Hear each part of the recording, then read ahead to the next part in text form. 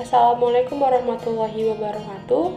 Nama saya Francisca Septia Zanawati, mahasiswi pendidikan vokasional teknik elektro dengan NIM 22831900011. Di video kali ini saya akan sedikit mengulas mengenai apa itu manajemen bengkel dan laboratorium. Manajemen bengkel didefinisikan sebagai proses yang mengarahkan langkah-langkah setiap pemakaian bengkel untuk selalu memenuhi ketentuan atau peraturan yang berlaku di bengkel tersebut, guna mewujudkan tujuan bersama yaitu bengkel selalu dalam kondisi bersih, rapi, terjaga, dan terawat. Agar kondisi setiap alat yang ada di dalam bengkel selalu terjaga, selain diberlakukannya sebuah peraturan, maka perlu juga diadakannya manajemen pemeliharaan bengkel. Pemanfaatan dan penggunaan bengkel agar terawat terpelihara dengan baik perlu diadakannya tindakan pemeliharaan terencana dan tak terencana, peralatan yang perlu dipelihara, perawatan dan penyimpanan peralatan, dan prosedur pemeliharaannya.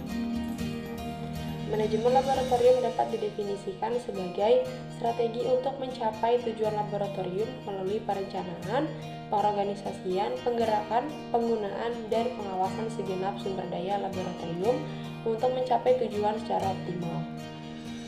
Sumber daya laboratorium antara lain instruktur, teknisi, sarana, dan prasarana.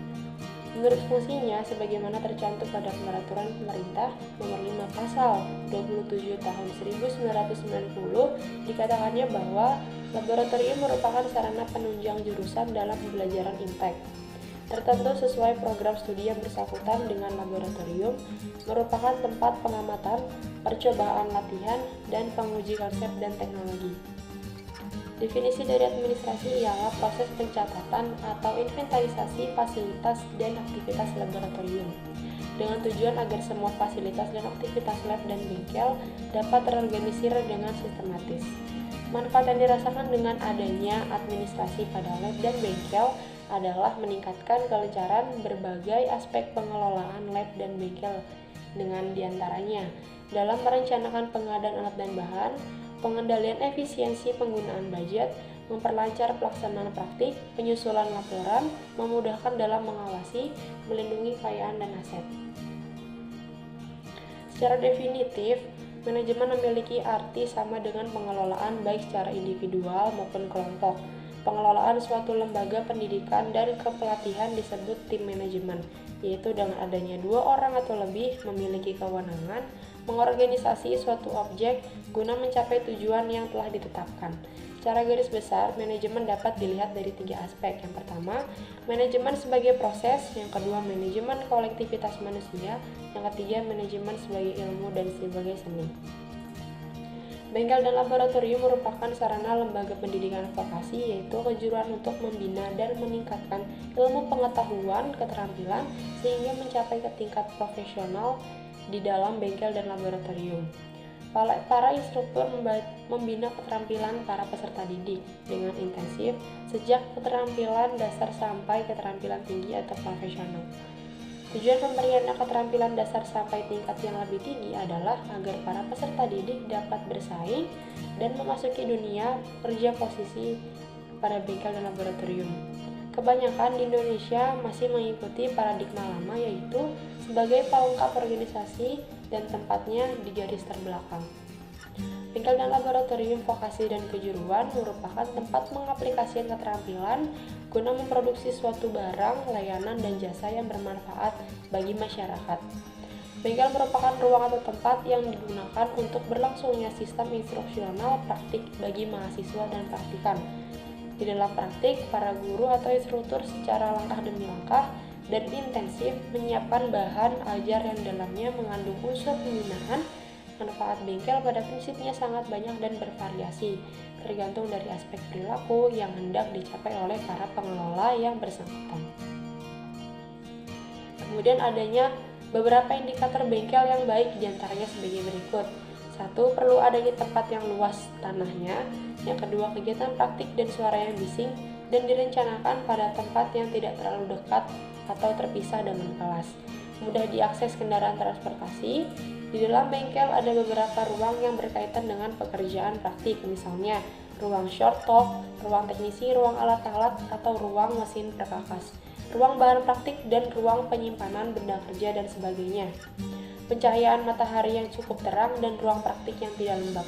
Dilengkapi juga dengan alat-alat pencegahan kecelakaan, misalnya kotak P3K, saluran air, dan pemadam kebakaran. Bengkel dan laboratorium juga merupakan tempat berinteraksinya para pengorganisasi, yaitu individual, kelompok atau grup, dan struktur organisasi. Tujuan penyusunan struktur organisasi dan kemudian ditetapkan untuk ditaati semua anggota dan pimpinan organisasi merupakan dapat melaksanakan fungsi dan tugas pokok organisasi secara efisien dengan menyusun struktur organisasi dan menempatkan sumber daya manusia dengan tepat. Dengan begitu akan meningkatkan efisiensi dalam organisasi, memudahkan pembagian tanggung jawab serta hak anggota dalam organisasi. Memudahkan pembagian tanggung jawab serta hak anggota dalam organisasi, dan akhirnya dapat memberdayakan potensi sumber daya manusia dalam organisasi. Struktur organisasi juga memungkinkan pimpinan bengkel dan laboratorium mempertanggungjawabkan sesuai dengan hierarki jabatannya. Di sekolah sendiri, bengkel dan laboratorium sangat penting perannya dalam membangun kemampuan praktik dan melakukan percobaan terhadap suatu teori ilmu. Pengetahuan bengkel laboratorium. Prinsip-prinsip dalam perawatan bengkel dan laboratorium adalah: bengkel dan laboratorium nyaman untuk para pihak yang relevan melakukan kegiatannya. Bengkel dan laboratorium menjadi tempat yang bersih, sehat, dan nyaman untuk kegiatan proses belajar mengajar praktik. Di bengkel dan laboratorium tersedia alat-alat praktik dan alat bantu mendukung praktik yang di organisasi secara intensif. Di bengkel dan laboratorium tersedia bahan praktik atau material dan ruang penyimpanan yang memadai untuk pembinaan keterampilan. Di bengkel dan laboratorium tersedia alat-alat bantu keselamatan kerja guna mencegah dan meminimalisir resiko kecelakaan kerja. Beberapa pihak yang memiliki kepentingan dalam perawatan bengkel dan laboratorium pendidikan vokasi diantaranya pengelola diklat, pimpinan atau koordinator, bengkel dan laboratorium, para instruktur, teknisi, orang tua siswa, pihak lain yaitu para stakeholder, termasuk para pengusaha dan dunia industri. Agar semua manusia dapat bekerja dan melakukan tugasnya, termasuk bengkel dan laboratorium, perlu diciptakannya lingkungan kerja yang aman dan bersih, sehingga orang yang berkepentingan dapat bekerja dengan efisien dan efektif. Menurut Maslow dalam teori motivasi, keselamatan dan kesehatan dalam bekerja merupakan kebutuhan dasar manusia yang perlu dipenuhi lebih dahulu, baru kemudian mencapai kebutuhan lain yang lebih tinggi. Ada 3 hal penting yang bersifat azas dalam usaha manusia melakukan pekerjaannya, yaitu selamat, sehat, dan produktif. Yang dimaksud dengan keselamatan kerja adalah semua usaha dan upaya yang direncanakan secara sistematis agar mereka dapat bekerja secara maksimal. Keselamatan kerja adalah keselamatan yang berkaitan dengan orang mesin dan lingkungannya, serta cara-cara melakukan pekerjaan.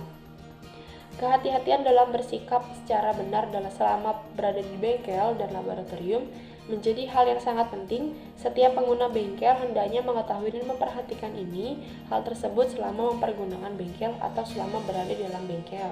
Agar hal tersebut dapat terkondisikan dengan baik, maka perlu adanya manajemen bengkel yang tepat dan yang jelas. Cukup sekian video manajemen bengkel dan laboratorium. Kurang lebih mohon maaf. Assalamualaikum warahmatullahi wabarakatuh.